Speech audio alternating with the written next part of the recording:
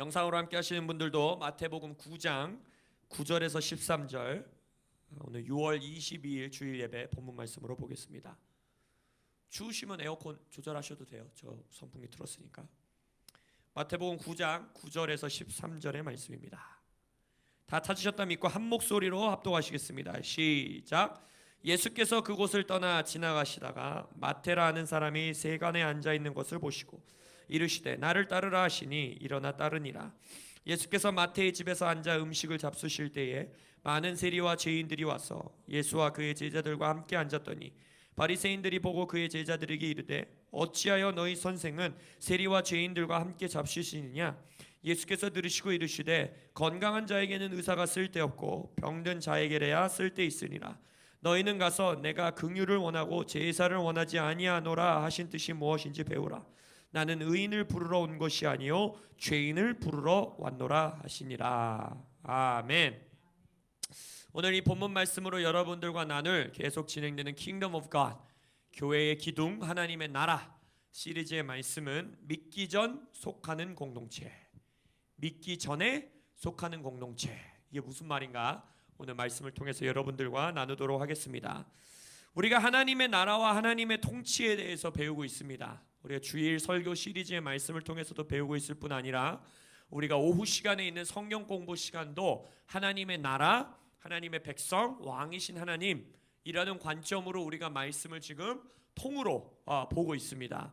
근데 하나님의 나라는 누구로부터 시작되고 어디로부터 시작되고 어디로 완성되느냐 명확하게 하셔야 되는 것은, 하나님의 나라는 당연히 하나님에게서 시작되지요. 근데 하나님께서 이 땅 가운데에 주님의 나라를 세우는 것 가운데에 선택하신 가장 강력하고 핵심적인 통로는 무엇이냐? 인간이라는 것입니다. 인간. 하나님의 나라는 인간을 창조하시고 인간을 부르심으로 시작됐습니다.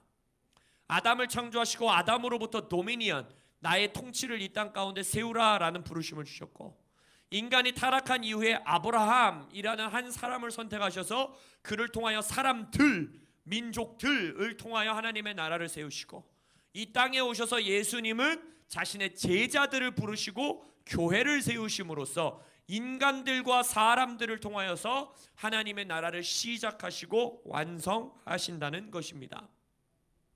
누가복음에서 말씀하시기를 하나님의 나라는 볼 수 있게 임하는 것이 아니요 또 여기 있다 저기 있다고도 못하리니 하나님의 나라는 어디에 있느니라 라고 하셨습니까?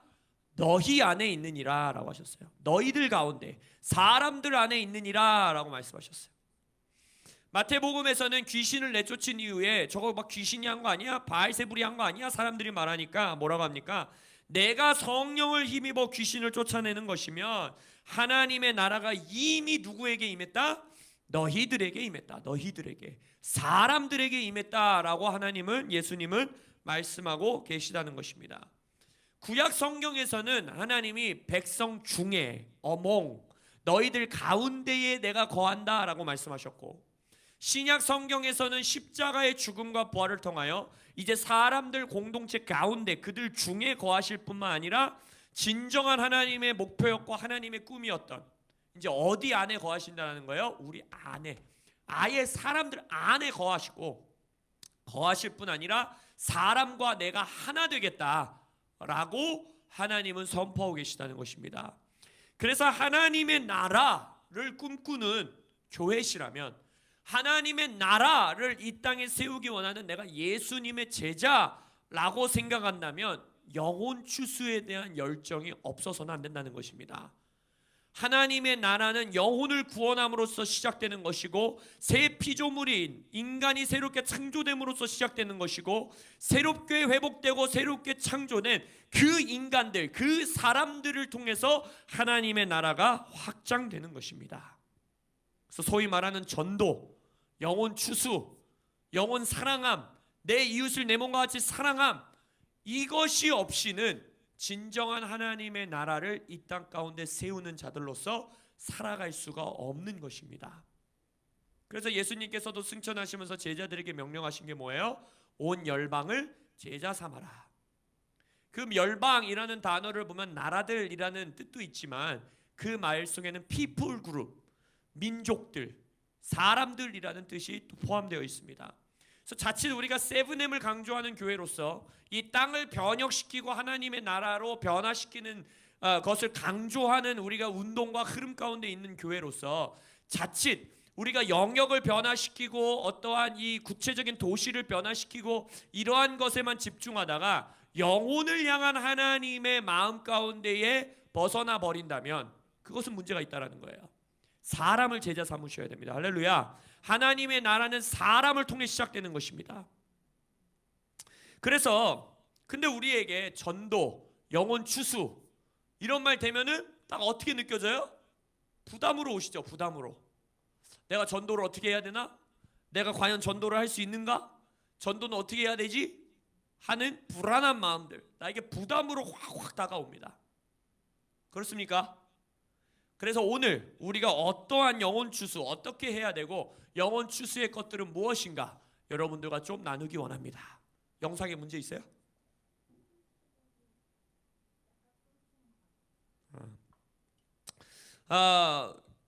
오늘 본문 말씀에 보면 하나님께서는, 예수님께서는 병든 자들, 요 세리와 죄인들로서 묘사되고 있는, 지금 여기서 세리가 여는 파트입니다, 여러분. 지금 마태를 이제 예수님께서 제자로 부르시는 건데, 이제 마태를 레위라고도 이제 또 소개하고 있고, 다른 복음서에서는. 근데 누가복음의 요 똑같은 본문 말씀 공관복음에 보면 뭐라고 하고 있냐면, 요 마태가, 요 레위, 세리가 연 잔치예요. 유대 사회에서 세리는 이 땅에 막 친일파 손가락질 하잖아요. 그거보다 더 강력한 죄인이었습니다. 유대인의 이 동족을 등쳐먹는 자, 동족을 로마 제국에 빌붙어 가지고 동족을 등쳐먹는 자 이러면서 온 유대인들에게 죄인 중에 죄인으로서 이 손가락질 받던 인물이었어요. 근데 그 자가 연 파티예요. 그 자가 연 잔치예요. 거기에 예수님이 가십니다. 거기에 죄인들이 가득한 그 자리에 예수님은 가셔서 뭐라고 하십니까? 나는 죄인들을 회개하러 부르러 왔다라는 거예요. 죄인들이 회개할 수 있도록 내가 이곳에 왔다라고 말합니다. 우리가 알다시피 한 사람이 구원받았다, 그 사람이 예수를 영접했고 예수의 제자로 살아가고 있다라는 것의 가장 중요한 핵심 사건, 또 핵심적인 삶의 라이프 스타일이 뭡니까? 회개죠. 회개. 하나님께서 베드로 후서를 통해서도 말씀하시길, 오직 주께서 너희를 대하여 오래 참으사 아무도 멸망하지 아니하고 다 회개하기에 이르기를 원하시느니라 라고 했어요. 멸망하지 않을 수 있는 길은 회개하는 길이라는 것입니다. 근데 우리가 회개라는 원어를 보더라도 돌아서다, 가던 방향을 바꾸어 반대로 걸어가다 라는 뜻이기 때문에 단순히 회개는 나 잘못했어요, 나 죄인이에요, 뭐 죄 용서해 주세요 라는 입술의 고백의 이상의 것을 말하는 것임을 우리가 알고 있습니다. 라이프 스타일이 변하는 것이고 완전히 삶이 변하는 것을 말하고 있다는 걸 알지요. 그래서 회개는 단번의 사건이 아니라 첫 회개를 통해서 인생 가운데 계속 나의 생각을 주께로 돌이키고 나의 행동을 주께로 돌이키고 나의 삶을 주께로 돌이키는 회개는 라이프 스타일인 것입니다. 프로세스인 것입니다. 그것을 위해서 예수님께서 오셨다는 거예요. 죄인들이 그 삶을 살 수 있도록. 예수님께서는 다른 종교가 말하고 있는 것처럼 나는 이 삶에서 죄인이고 더러운 존재고 복받는 인생을 살기 위해서 내가 막 수련을 하고 내가 혼자 막 종교적인 어떠한 막 이 훈련을 받고 그러한 프로세스로 죄인들을 부르시지 않는다는 거예요. 예수님께서는 죄인들을 어디로 부르십니까? 공동체로 부르신다는 겁니다. 공동체로. 예수님은 자신의 제자들로서 부르셨어요. 제자 한 사람 한 사람을 통해서 너 이 수련해야 돼, 이만큼 기도해야 돼, 너 죄 하려면 이렇게가 아니라 예수님은 죄인들을 자신의 가족 삼으셨다라는 것입니다. 공동체를 삼으셨다라는 것입니다. 종교의 훈련이 아닌 한 사람이, 한 영혼이 회개의 길로 돌아서게 하시기 위해서 어떻게 하시냐? 사람과 사람의 관계성 안에서 일하시기를 작정하셨다라는 것입니다. 우리가 나중에 이 말씀은 더 자세하게 볼 것인데 잠언 18장 1절과 잠언 21장 6절에 굉장히 재밌는 말씀이 있어요. 무리에게서 무리들로부터 자기 스스로를 갈라지게 하는 자는 지혜를 배척하는 자라고 했습니다. 그리고 잠언 21장에 보면 지혜를 배척하여서 명철의 길에서 벗어난 자는 결국 어디로 가게 되느냐? 죽음의 회중 가운데로 간다라고 말하고 있어요. 결국 무슨 말이냐? 나에게 생명을 주고 지혜를 주는 공동체로부터 나 스스로를 갈라지게 하는 자는 결국 이르는 곳이 어디라는 것이에요? 죽음의 공동체라는 거예요. 죽음의 회중 가운데에 머물게 된다라는 것입니다. 그래서 가나안 성도는 있을 수도 없고 있어서도 안 되는 것입니다. 교회 공동체, 하나님이 여러분들에게 부르심을 주신 가족 공동체로부터 스스로를 갈라지게 하는 자는 결국에 이르는 곳은 무엇이냐? 나는 나 혼자 사는 거야. 나는 나 혼자 주님을 섬겨. 나는 하나님과 1대1로 교통할 거야 라고 말하는 자가 스스로 이르게 되는 곳이 어디라는 것이에요? 죽음의 공동체에 이르게 된다는 거예요. 그래서 예수님은 이 회개의 과정을 혼자 하는 길, 나 혼자 막 돌을 닦고 나 혼자 수련을 하고 나 혼자 훈련을 해서 회개의 길을 이루는 것이 아니라 인간들과 인간들의 공동체, 인간들과 인간들의 관계성 안에서 이 회개의 길, 치유받는 길, 의원이 필요한 자들을 위해서 오신 그 예수님의 길을 걷게 만드신다는 것입니다. 교회 안에서 구원받은 자, 아직 구원받지 못한 자라는 것을 어떻게 구분합니까? 보통 가장 간단하게 우리가 고백하는 건 뭐예요? 죄인의 고백을 하였는가? 예수 영접 고백을 하였는가? 안 하였는가? 이것으로 나누지 않습니까? 제가 이 질문을 예전에도 한번 우리 교회에서 드렸던 것 같은데, 여러분, 베드로는 언제 구원받았습니까? 베드로는 언제 예수님의 제자가 되었습니까? 이거부터 질문하죠. 베드로는 언제부터 예수님의 제자가 됐어요? 부르심을 받았을 때. 맞습니까? 나를 따르라. 내가 사람 낚는 어부로 너를 만들겠다. 너는 나의 이제 제자가 되어라. 마치 원피스에서 루피가 너 나의 뭐였죠? 동료가 되겠느냐? 예수님 똑같아. 너 나의 제자가 되어라. 베드로가 그 부르심을 입었죠. 제자가 됐죠. 근데 베드로가 그때 구원받았습니까? 구원받지 않았습니까? 쉽게 할 수 있는 대답이 아니에요. 왜냐? 베드로가 일단 한번 부르심 받고 어떻게 했다 그랬어요? 다시 물고기 잡으러 갔죠. 그럼 요 상간, 부르심 받고 물고기 가러 갔을 때 구원을 받았어, 안 받았어? 여기까지도 좋아요. 이제 고기 잡으러 갔을 때 또 이제 물고기 이만큼 잡아갖고 또 죄인을 나를 떠나셔서 해서 이제 다시 불렀어. 그래서 그 다음부터는 예수님을 따라갔어. 그죠? 근데 예수님 죽을 때 일단 도망쳤잖아요. 그럼 이때 다시 구원을 받은 건가 안 받은 건가? 이 질문도 이제 또 이상해져. 거기까지도 좋아. 뭐 예수님 죽을 때 도망치는 것까지도 좋아. 예수님이 부활해서 구멍 뚫린 손을 가지고 왔어. 예수님 산 걸 봤어. 산 걸 다시 살았어. 그리고 요한복음 21장에서 베드로가 어디로 가요? 또 물고기 잡으러 가는 거예요. 또 물고기 잡으러. 예수님이 다시 부르잖아요. 거기서. 그럼 자, 예수님 부활한 거 본 거서부터 물고기 잡으러 갔을 때 구원 받았어요, 안 받았어요? 보통 우리가 예수님이 나의 구주십니다. 나는 죄인이었다가 새 사람 되었습니다. 라는 고백하면 구원받았다. 너 이제 천국 간다 이러잖아요. 그죠? 베드로가 그 고백을 하잖아요. 시몬 베드로가 대답해. 내가 누구냐 이러잖아요. 예수님이. 니들은 날 누구라 그러냐. 이거 얼마나 가장 정확한 예수를 영접하여서 예수님은 이러한 분이십니다 라고 고백하는 가장 명확한 선포잖아요. 그죠? 뭐라고 그래요? 베드로가 주는 그리스도시요 살아계신 하나님의 아들이십니다. 예수님을 얼마나 칭찬해줘요. 바요나 시모나 훌륭하다. 이건 네가 한 말이 아니라 하늘의 계시가 너한테 임한 것이다. 내가 이 고백 위에, 이 반석 위에 그 이름까지 써가지고, 베드로로 이름 비슷한 이름까지 써가지고 이 반석 위에 내가 교회를 얼마나 큰 칭찬을 받아요. 근데 이 고백을 여러분 언제 한지 아세요? 베드로가 이 고백을 언제 했을까요? 예수 따라다닌 지 3년 차에 했어요. 3년 차에. 예수님 지금 십자가 달리시기 얼마 안 남았어. 이 고백하고 나서. 그러면 너 내 제자가 되어라 부터 공생에 뭐 30년 하신 것도 아니고 3년 하셨네. 3년 반. 3년째 돼서야 이 고백을 했어요. 그럼 베드로는 언제 구원받았냐는 거예요. 베드로는 언제 제자였냐는 거예요. 예수님은 철저하게 제자 삼는 공동체이셨습니다. 근데 예수님이 제자 삼았던 이 인간들의 좀 이 프로필들을 좀 보십시오.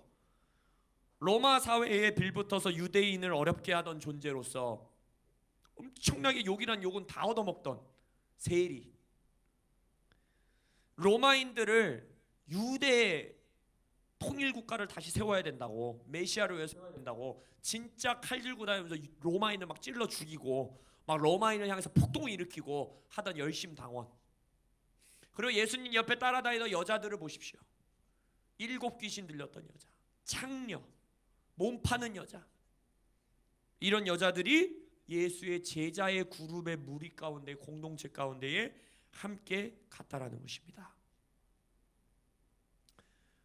이들은 언제 믿었는지, 예수를 주로 언제 예수를 진짜 영접했는지 우리는 알 길이 없습니다. 우리의 기준대로 봤을 때.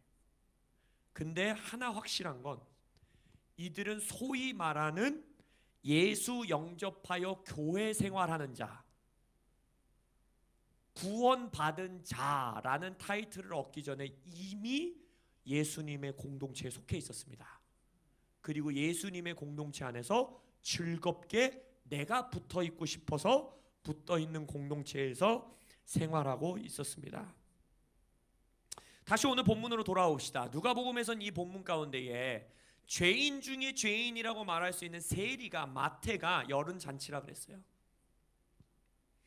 그래서 바리새인들은 너네는 어떻게 죄인들이 함께 모여서 잔치하는 곳 가운데 갈 수 있냐, 어떻게 죄인들의 무리 가운데 갈 수 있냐라고 말하잖아요. 우리의 삶을 돌아봅시다. 우리는 과연 바리새인과 같은 마음의 태도를 가지고 있는가, 아니면 예수님의 마음의 태도와 같은 마음을 가지고 있는가. 쉽게 말해서 여러분, 오늘 이 나누는 말씀은 실은 결론이 없는 말씀입니다. 그리고 저도 굉장히 씨름하고 있는 말씀이에요. 여러분들과 함께 씨름하고 고민하기 원해서 여러분들과 나누는 말씀입니다. 제가 저를 뒤돌아보니까 제가 만나는 사람들이 전부 목사예요. 전부 전도사님들밖에 안 만나. 전부 선교사님들밖에 안 만나.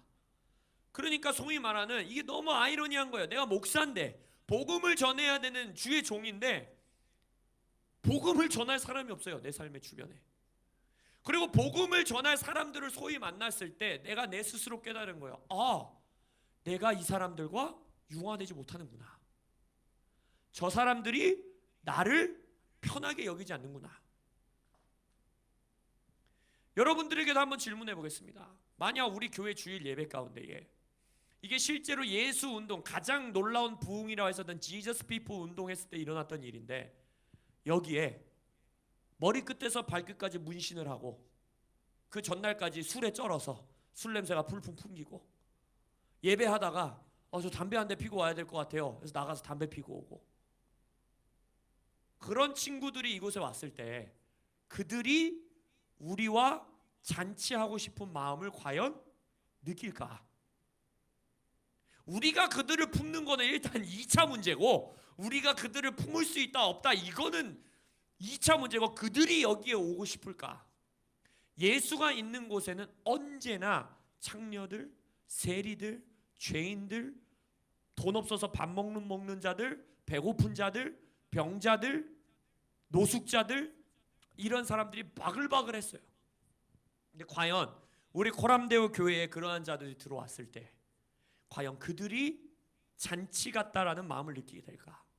이건 누구를 정죄하던 말도 아니고 저를 향한 메시지입니다. 저를 향한, 여러분들과 함께 고민하는 거예요. 더 나아가서 우리는 과연 그들이 교회에 오기에 합당한 자라는 마음을 갖고 있는가? 구원을 먼저 시켜줘야 되는 거 아닌가? 빨리 어떻게든 성경 공부하고 그들에게 뭔가를 해서 빨리 영접기도 시켜줘야 되는 거 아닌가? 교회 생활을 하게 도와줘야 되는 거 아닌가라는 마음이 혹시 우리들 안에 있지 않은가? 어쩌면 예수님은 긋지 않은 선이, 우리는 그 선을 너무나 명확하게 그으며 살아가고 있는가? 이것은 우리가 정말 고민해야 되는 문제입니다. 왜냐? 하나님의 나라는 사람으로부터 시작하기 때문입니다. 그리고 하나님의 나라는 사람을 제자 삼는 것을 통하여 하나님의 나라가 시작되고 확장되기 때문입니다.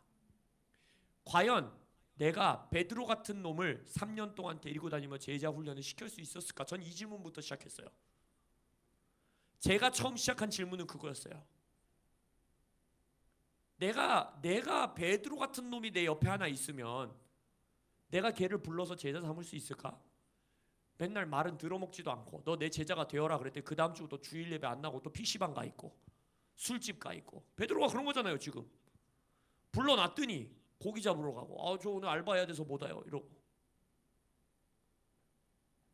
나를 배신하고 떠나고 3년 주구장창 대고 다녔는데 겨우 예수님 고백했는데 그 고백하자마자 고난이 임하니까 불이 나게 도망쳐버리고. 도망치는 것까지도 좋아. 도망쳐서 내가 가가지고 다시 회복시켜주고 했더니 또 도망쳐. 마지막까지 예수의 부활을 보고도. 과연 그러한 자를 나는 끝까지 제자 삼을 수, 아니 내가 제자라고 말할 수나 있을까? 예수님은 이 자가 나의 제자다라고 말하는 걸, 너 나의 사도다라고 말하는 걸 1년 차부터 하셨어요. 처음부터. 그리고 그걸 바꾸지 않습니다. 도망갔을 때 야 너 잠깐 사도 딱지 내려놔라. 제자 훈련 좀 더 받고 사도 딱지 다시 붙여줄게. 이러지 않았다라는 거예요. 우리가 기억해야 되는 것은 첫 번째, 누구도 이 세상의 어떤 사람도 다른 존재의 프로젝트가 되고 싶지 않습니다. 근데 우리에게 전도는, 왜 우리에게 전도가 부담스러워요? 이 사람을 교회에 데려와야 되는 거야, 나는. 그리고 교회에 데려와서 얘가 또 잘해야 돼. 주일 예배 안 빠지고 술도 안 먹고 담배도 안 피고 야동도 안 보고 공부도 좀 열심히 하고 성경 공부도 안 빠지고 설교 시간 안 졸고. 누구도 다른 사람의 프로젝트가 되고 싶은 사람은 없어요.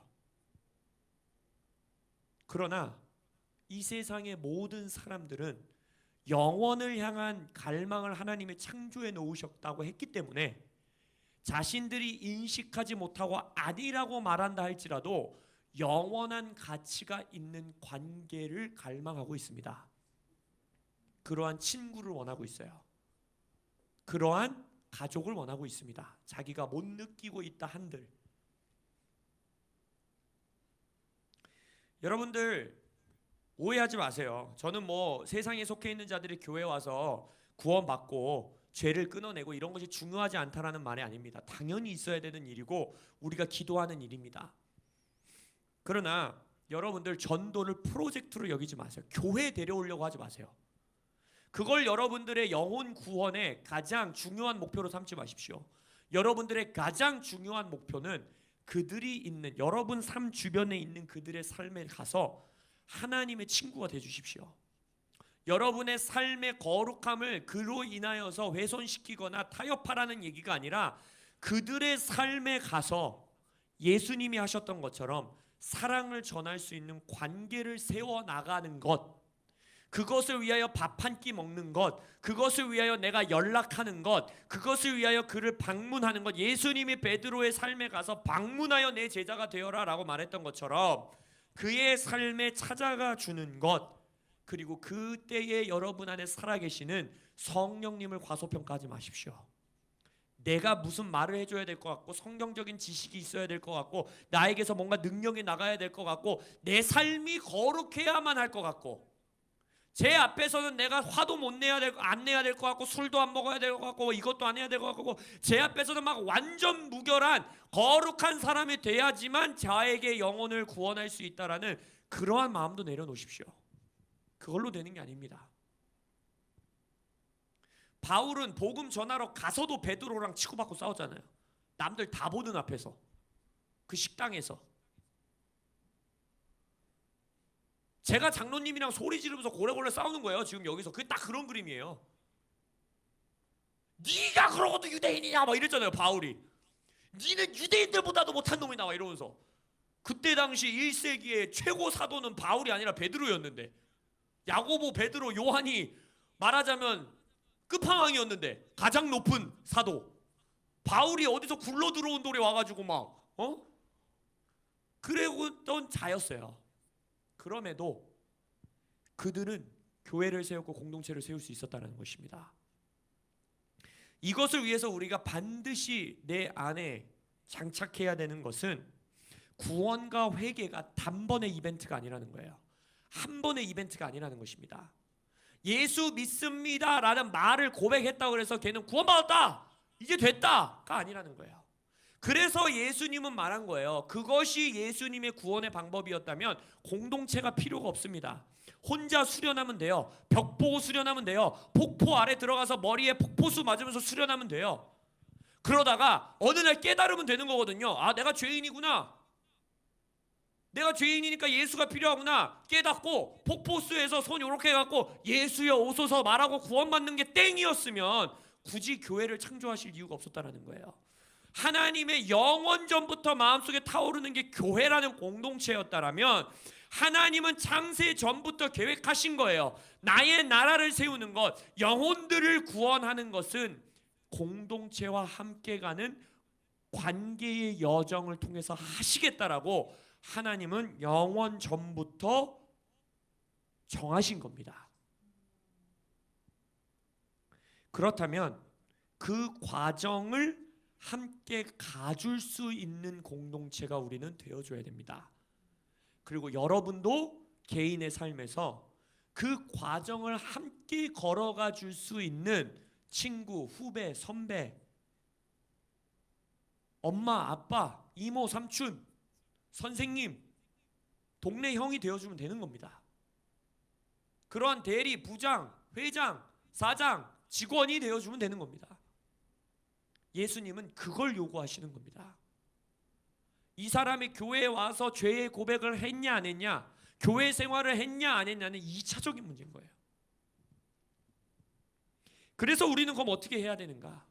우리가 꿈꾸는 영혼 구원, 우리가 꿈꾸는 추수, 우리가 꿈꾸는 하나님의 나라 안에서의 확장, 사람을 통한 확장, 우리는 뭘 말하고 있는 것인가?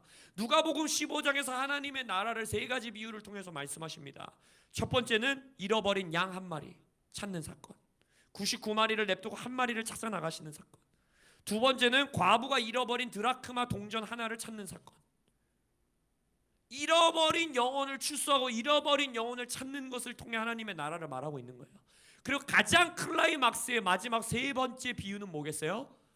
아버지와 탕자의 비유인 거예요. 아버지에게 대놓고 유업을 달라는 게 뭐예요? 나는 당신 죽었으면 좋겠습니다. 당장 이 자리에서 꼬꾸라져서 죽어서 그 돈을 나에게 주십시오라는 고백을 한 그 아들을 끝까지 품고 사랑하시는, 그리고 그를 결국 아들의 정체성으로 회복하시는, 그것을 통해 하나님은 하나님의 나라를 비유하고 계시다는 거예요. 결국 오늘 우리가 품어야 되는 마음, 가장 중요한 출발점은 무엇이냐? 디도서에서 말하는 하나님의 사람 사랑하는 마음을 우리가 구해야 합니다. 사람 사랑하는 마음은 아버지에게만 있는 것입니다. 이 세상의 인본주의, 이 세상의 세상이 말하는 사랑은 무조건 무너집니다. 그리고 진정한 사랑이 아니에요. 근데 아버지가 주시는 사람 사랑하는 마음을 가진 자들이 99마리를 두고 한 마리를 찾아갈 수 있는 것이고, 잃어버린 동전과 같이 끝까지 집을 완전히 뒤엎어서라도 그 영혼을 찾을 수 있는 것이고, 나에게 손가락질하면서 난 네가 죽었으면 좋겠어 라고 말하는 자를 끝까지 가서 아버지께로 돌이키게 하는 것입니다. 이 말씀을 오늘 우리 좀 같이 펴보기 원합니다. 디도서 3장 3절을 좀 보십시오. 디모데 전후서 이후에 나오는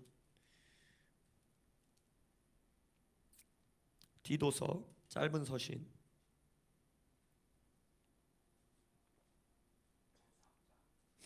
3장 3절에서 5절 초반부까지 우리를 구원하실 때까지 한번 읽어보겠습니다. 디도서 3장 3절 시작. 우리도 전에는 어리석은 자요 순종하지 아니한 자요 속은 자요 여러 가지 정욕과 행락에 종노릇한 자요 악독과 투기를 일삼은 자요 가증스러운 자요 피차 미워한 자였으나 우리 구주 하나님의 자비와 사람 사랑하심이 나타날 때에 우리를 구원하시되. 아멘. 지금 바울이 그의 영적 아들인 디도에게 쓰고 있는 편지입니다. 이 편지는 그레데 섬이라는 곳에 바울이 교회를 개척하고 디도를 놓고 그는 다시 선교 여행을 떠나요. 이 그레데 섬이라는 것이 어디에 있는 섬이냐면 여기 이제 이탈리아 반도 있죠. 그 이탈리아 반도 있고 요 옆에 이제 그리스 있습니다. 그리스. 그리고 그리스와 요 터키, 그러니까 동과 서를 연결하는 여기 요쪽 바다에 있는 조그만 섬이에요. 이게 그레데 섬이에요. 그래서 이탈리아, 그리스, 그다음에 터키, 요 바다 여기 중간에 있는 섬이에요. 그래서 이 섬은 이때 당시에 동과 서를 연결하는 섬이었기 때문에 굉장히 상업도 발달하였고 많은 사람들이 거기에서 이제 무역과 이런 것들을 위해서 정착하고 멈춰서는 그러한 섬이었습니다. 근데 이 섬이 당연히 지금 현재도 그래요. 지금 현대 사회에서도 그런데 항구가 있고 정박하는 일이 있고 무역이 왔다 갔다 하는 곳은 음란하고 굉장히 죄악이 가득하고 굉장히 향락 문화가 굉장히 발달되는 것이 지금 현재도 그렇습니다. 그런데 이때는 더한 거예요. 그러니까 바울의 마음이 찢어지는 거예요. 교회를 개척해도 여기 뭐 오래 못 머무르거든요. 이 그레데 섬에. 바울이 교회는 개척해 놨는데 떠나면서도 마음이 노심초사한 거예요. 내 아들이 저기서 잘할 수 있을까? 와, 이 교회 이거 진짜 쉽지 않은 곳인데 잘할 수 있을까? 이 그레데 섬에 대해서 디도서 1장 12절에 바울이 이렇게 씁니다. 그레데인 중에 어떤 선지자가 말하되, 이게 이제 여러분들이 주석 성경이나 이런 걸 찾아보면 그때 당시 살아있었던 철학자를 말하는 거예요. 실제 살아있었던 그 철학자 그레데인이에요. 이 섬에서 태어난 철학자가 자기 섬에 대해서 스스로 말하기를 어떻게 말했느냐? 그레데인들은 항상 거짓말쟁이며 악한 짐승이며 배만 위하는 게으른 뱅인이라 하니. 근데 바울이 여기에 대해서 뭐라 그래요? 이 증언이 참되도다. 이놈들은 답이 없는 놈들이다. 바울이 말하는 거예요. 야, 얘네들은 맨날 입만 열면 거짓말이고 짐승이야, 짐승. 음란하고 모든 정욕과 인간이 아니야, 동물이야 라고 말하고 있어요, 지금 바울이.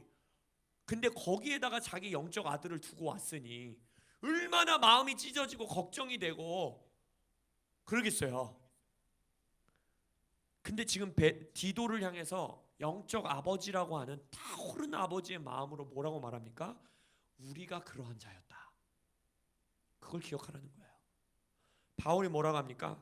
우리도 전에는, 아들아, 우리도 어리석었고 우리도 순종 안 하는 놈들이었고 우리도 속았고 우리도 속이는 자였고 정욕과 행락에 종노릇한 자였고 우리는 가증스러운 자들이었다.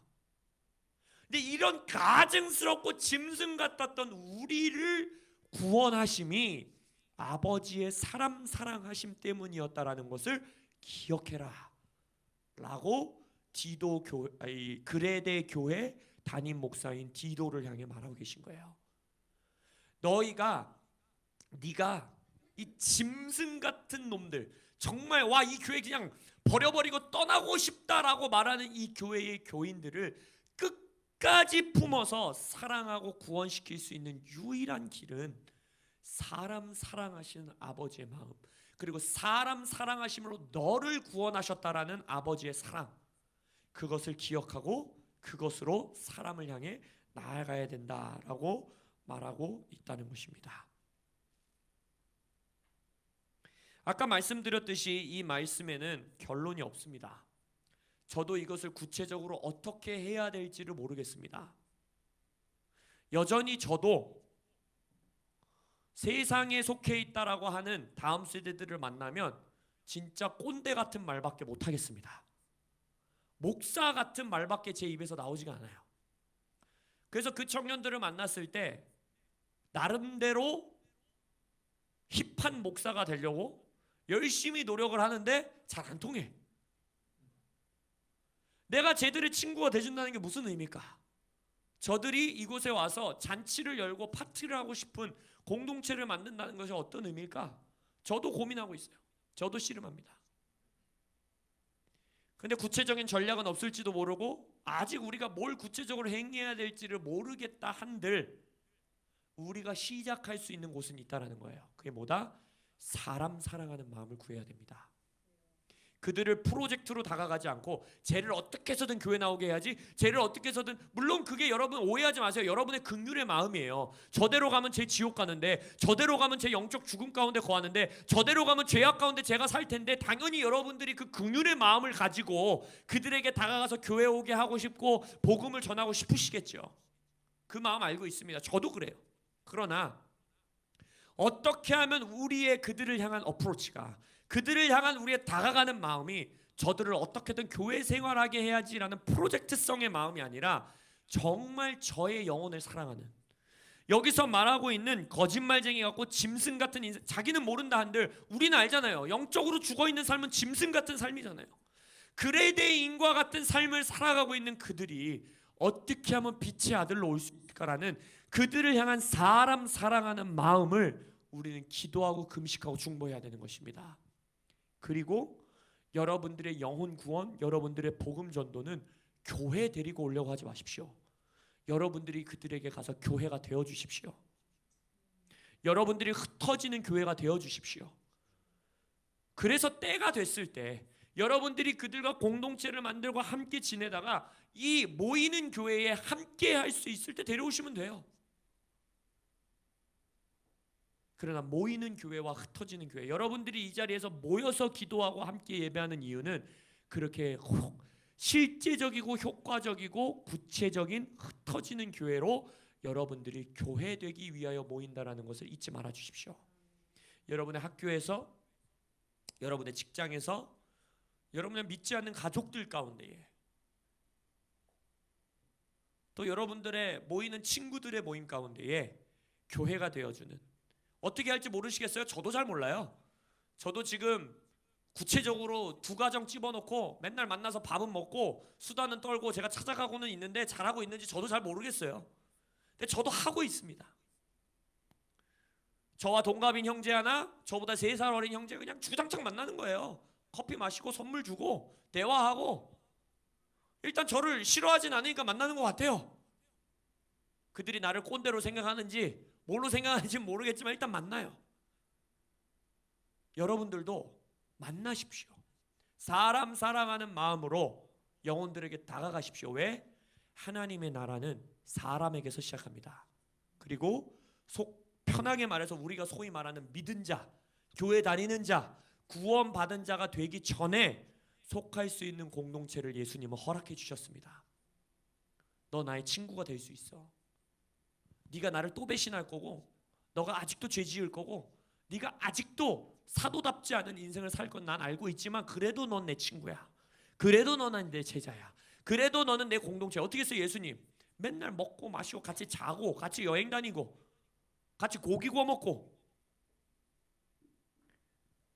그러한 교회와 그러한 각자가 되시기를 예수 이름으로 축원합니다. 하나님의 나라는 사람에서 시작합니다. 사람 사랑하는 마음이 없는 자는 하나님의 나라를 세울 수 없습니다. 그래서 하나님으로부터 오는 사람 사랑하는 마음을 구하는, 그리고 그것을 받는 여러분들 되시기를 예수 이름으로 축원합니다. 아멘. 기도하시겠습니다.